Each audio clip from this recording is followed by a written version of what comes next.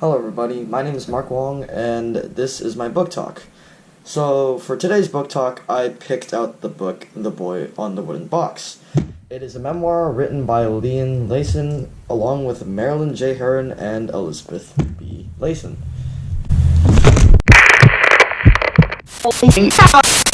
In this memoir, Leyson talks about the time he had being a Jew during World War II, the torture that he had to deal with when the Nazis invaded Poland, and the good Nazi, Oskar Schlinder, that saved his life during such a terrible event. So in this book talk, I'm going to give a quick rundown of this book. I'm not going to give the whole entire story, as some of you may want to read it, and I would not want to spoil the whole story.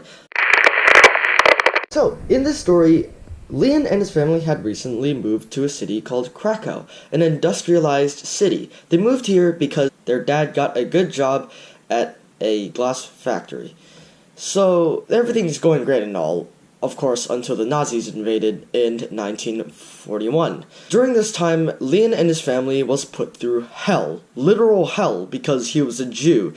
It all started through insults and rough-ups, and then it got worse as the Nazis started to break in people's houses, make stupid laws like how Jews can't walk outside or sit on benches, and just when Leon and his family thought things couldn't get worse, the Nazis started to move them into small ghettos, separating the Jews from the Gentiles and the rest of the citizens in Poland. In the ghetto that Leon Leyson and his family was staying in, they were cramped into another small room along with another family of Jews.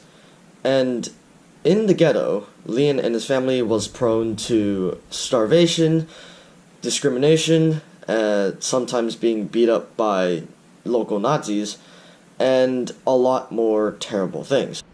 So, Leon Leyson and his family stayed in these ghettos for quite a while before yet again being moved to another camp. This time, the only difference is that this camp is a concentration camp, and Leon is unfortunately separated from his family. Alright, in case you don't know what a concentration camp, it's a terrible camp where Jews get worked to death, beat up more occasionally, and sometimes just killed on the spot for some reason. It's a place where Jews are killed and where Jews are tortured. At this point, everything is just very, very terrible. Leon is separated from his family and put into one of those horrible concentration camps. Now this is where the good Nazi Oskar Schlinder comes in.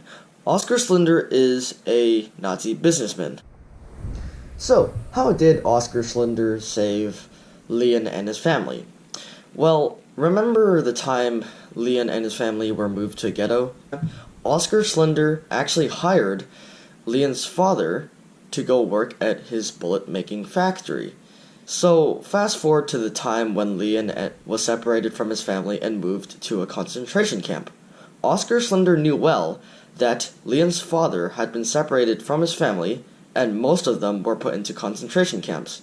So to save them, Oskar Schlinder actually hired the rest of the family members in the Leyson family.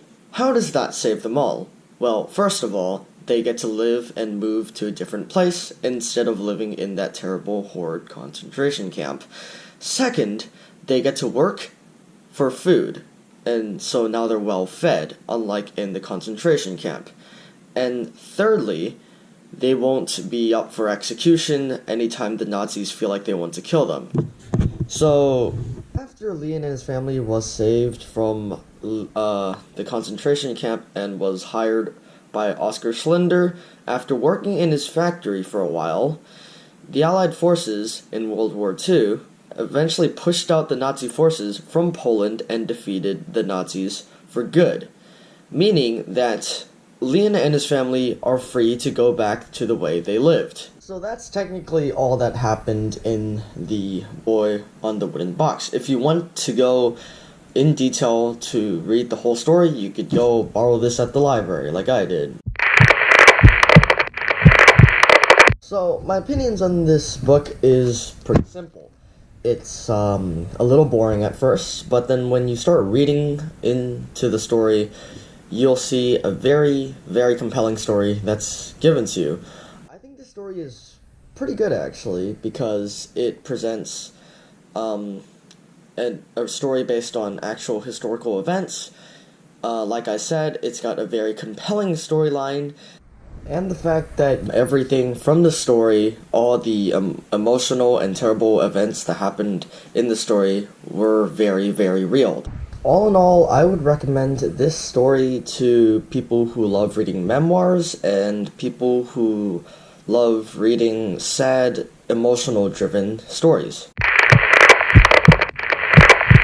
Alright, we're at the last segment of this book talk, and in this last segment, I'll be reading a section from the book, since the rubric calls for this, and I did not know where to fit this little passage reading, so I just made it a segment of its own, and the page I'll be reading from is page 86, paragraph 2. This was when Leon was searching for some food in the ghetto, because in the ghettos that the Jews were put in, food was very scarce.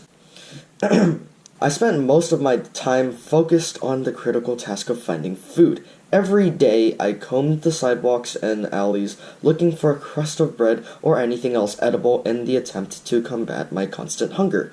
It's hard to believe that my family survived even the first weeks in the ghetto. Given how little food we had, my mother concocted a variety of soups, all with water as the main ingredient, and my father, whose work permit allowed him to leave the ghetto to work in Schlinder's factory several blocks away, tried to bring back a potato or a slice of bread. I still remember standing by his side every evening as he emptied out his pockets, praying that buried in the lining might be some extra food we could share. Now, I picked that one particular passage because it showed just how real and how harsh the Holocaust was. And now, with the last segment finished off, I now conclude my book talk to be done. Thanks for listening, thanks for watching, and I hope you enjoyed this book talk.